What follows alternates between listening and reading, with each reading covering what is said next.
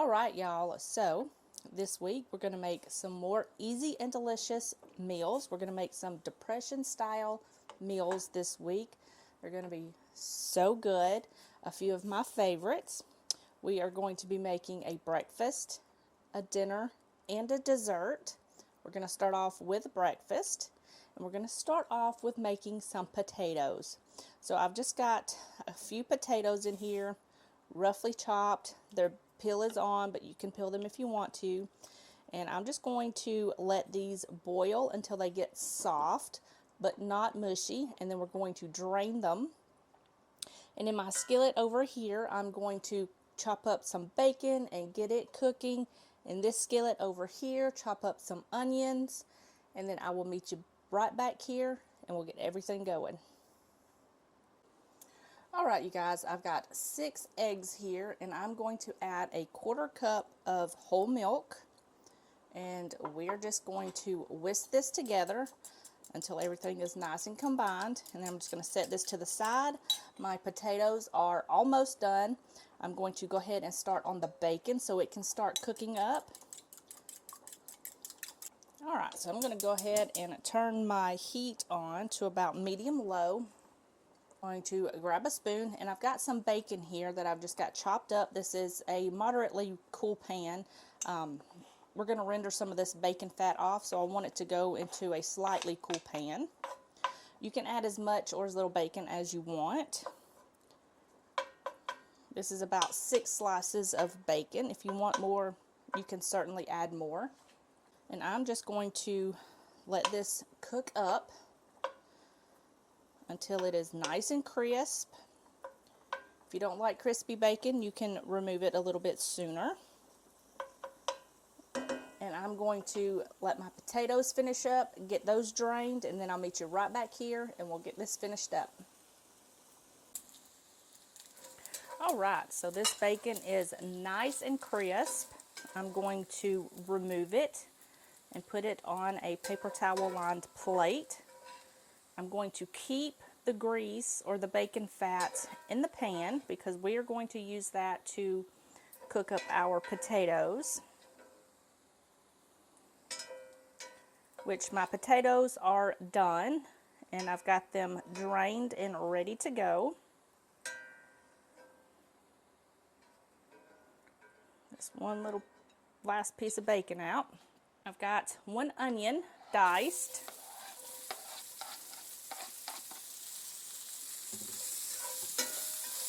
And we're just going to get this started in the pan.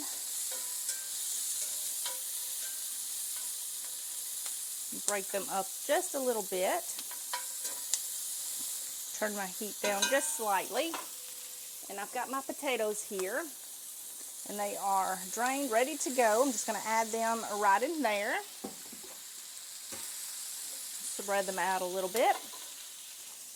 And we're going to season them up with a little bit of salt. Not much salt because that bacon fat is pretty salty. And we're going to add some pepper. Give this a little mix around. And we're going to fry these potatoes up until they are nice and golden and cooked through. Should take about 10 minutes or so. And then once that is done, I'll meet you back here. We'll add the eggs and the bacon, and we will call this pretty much done. So, alright, so these potatoes are done. They are nice and golden and cooked through. I'm going to add all of my bacon back in and give this a little mix. Just to distribute this bacon and get it warmed through. Okay. And now I'm going to add in all of my eggs.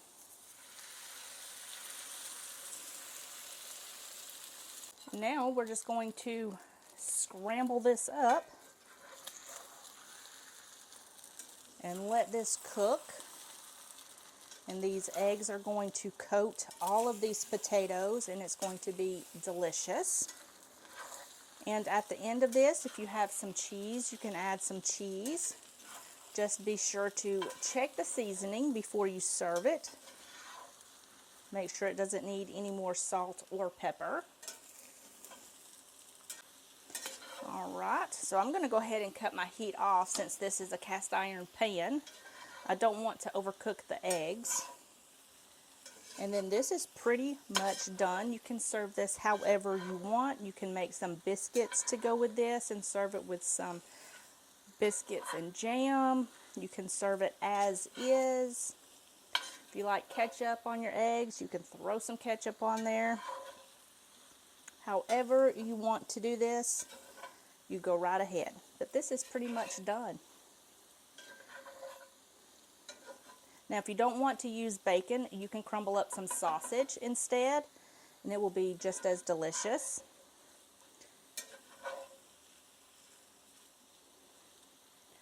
All right, this is pretty much done, so we're going to go ahead and plate it up. All right, you guys, here is my plate. This was so good, so easy. I just served it with some halved cherry tomatoes with some salt and pepper on it. So good. Now, this reminds me of something that I just made when I was a teenager. I would just scramble up some sausage, throw in some beaten eggs in with the sausage, cooked it, served it with some toast, and that was pretty much one of my go-to breakfasts when I was younger. But this right here, so good and easy. You're going to love this one. All right, you guys, to go with breakfast, I'm going to make some homemade chocolate milk. It's super easy. All you're going to do is put some milk in a jar or a blender. Add however much cocoa powder you want. I'm going to add about 2 teaspoons for 1 cup of milk. And you can sweeten this to taste. I'm going to add probably about 1 to 2 tablespoons of maple syrup. And all you're going to do is blend this together. I'm going to use a stick blender, but you can most definitely use this or put this in a blender. So I'm going to go ahead and blend this up. And just like that, it is that easy for a healthier option of chocolate milk, and it's absolutely delicious. Cheers. All right, you guys, today we're going to make some dinner. We're going to make a Depression style dinner. It is called SAWMILL pot roast. Super easy, but it does take a little while to cook because it is a roast. So I've got 1 small pot roast here, and I've got one side seasoned with a little bit of salt, pepper, and some garlic powder. You can forego the seasoning if you don't want to. Now that I've got that in there, I'm going to go ahead and season the other side of the pot roast with a little bit more salt and pepper and some garlic powder. All right, now that we've got that nice and well seasoned, I'm going to sear this on both sides, and then I'll bring you back and we'll add some more ingredients and get this in the oven, which I've already got my oven preheated to 325 degrees. All right, so this is nice and seared on both sides. I am going to add some diced onion, some chopped tomatoes, and for this part you can either use beef broth or water, whatever you have on hand.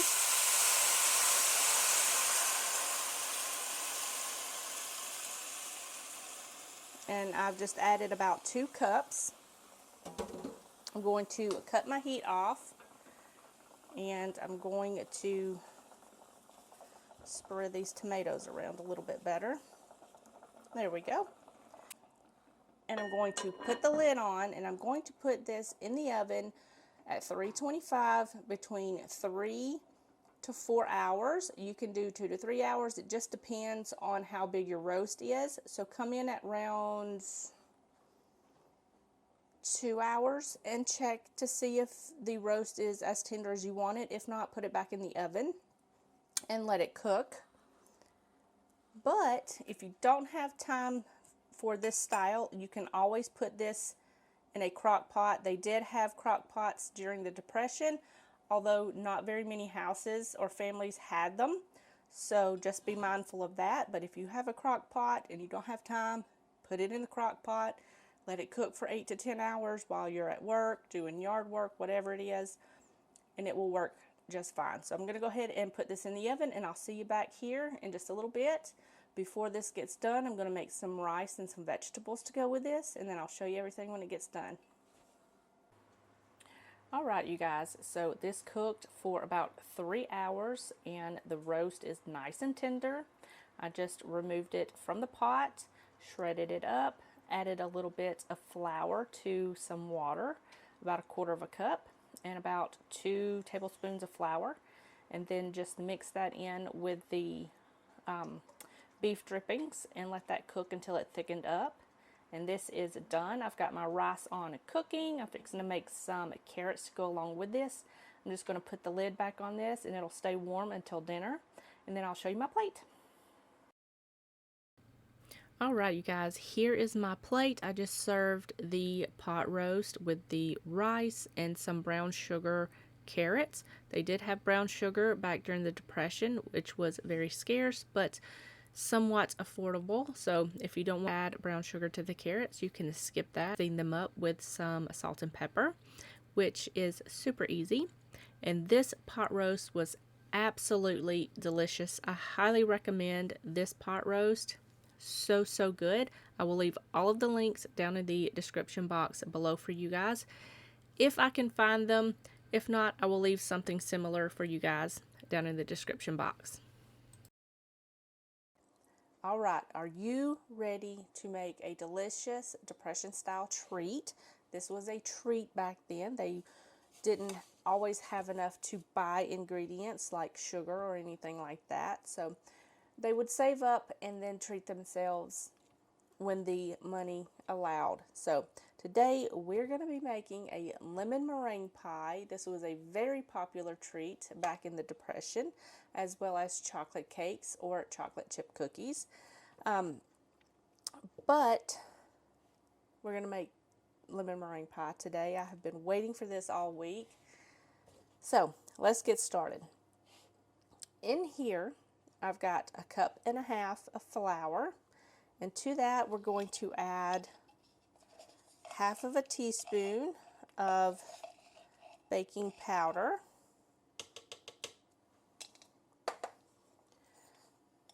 1 teaspoon of salt, and I'm going to measure out and add 1/2 cup of lard to this. I don't have lard. I'm going to use Crisco. I prefer cooking with lard, but it's been kind of hard to find at the grocery store here lately, so we are going to use Crisco. I'm going to measure out 1/2 cup, and we're going to add all of this into our flour and baking powder and salt. I am going to be getting a little bit of help from modern technology, but you can do this by hand if you wish to do so. And I've got some water here, and when I get this on and start the mixing process, I'm going to add just a little bit of water at a time until everything comes together. Once it comes together, I'm going to take it out, put it in some plastic wrap, and pop it into the fridge for just a little bit for it to chill and firm up. So I'm going to go ahead and get started. Alright, you guys, so I've got this in my little plastic wrap here, and I just kind of smushed it all together and trying to kind of shape it into a little disc here. I'm going to wrap this up, pop this in the fridge for just a little bit, about 15 to 30 minutes, depending on how much time you have. I'm going to clean up and get everything else ready to go for the next step. Preheat my oven, grab my pie pan, and then I'll meet you back here and we'll get this going. All right, you guys, so I've got my pie crust in here. It's a little bit crumbly. I could have put a little bit more water in there, but it's fine. It'll bake up just fine. Never know a difference. It just cracked in a few spots.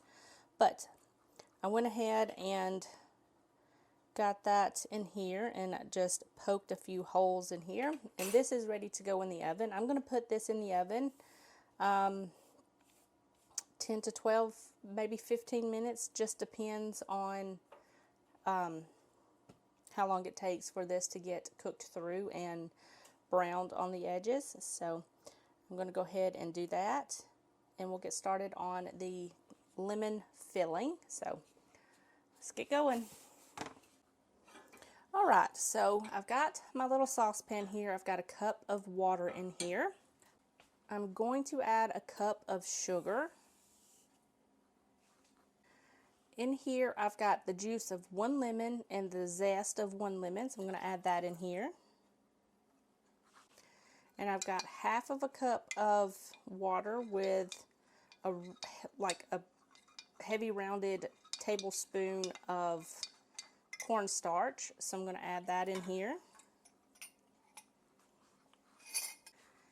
And I've got 2 eggs. I've got the egg whites in a bowl sitting over to the side. We're going to use the egg yolks now. And I'm just going to turn this on, and we're going to whisk this together until everything starts to thicken up. So this should take, I don't know, 5-10 minutes maybe. So I'm going to go ahead and get this going until it's thickened. Then I'll bring you back and we'll get the egg whites going and get this all put together. Alright, you guys, so this has been cooking for about 6 or 7 minutes, and it's thickened up. My pie crust I just took out of the oven. I'm just going to let them both sit here and cool a little bit until this finishes thickening up. Should be about 30 minutes or so.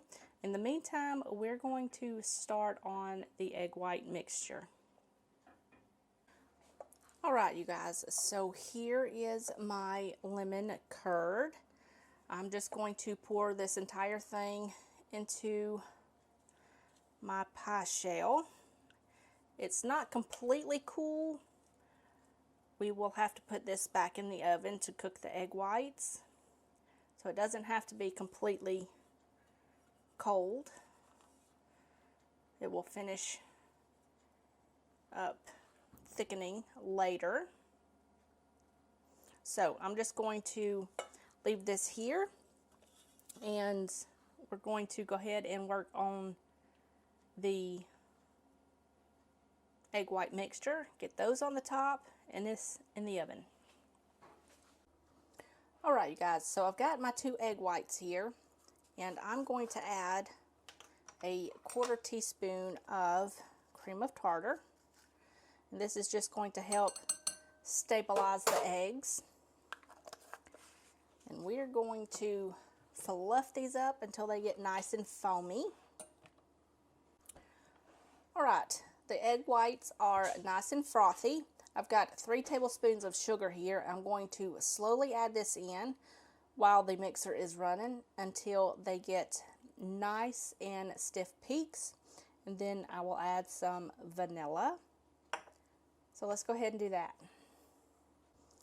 Alright, so my meringue is nice and stiff, and I'm just going to slide this pie over, and we're going to add some of this to the pie.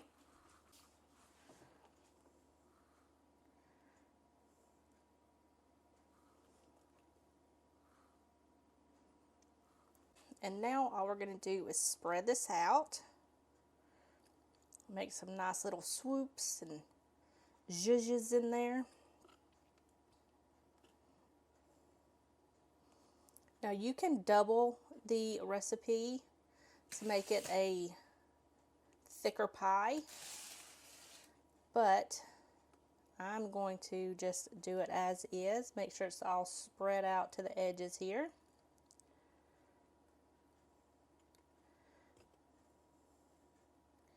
Make some little swoops and designs in there.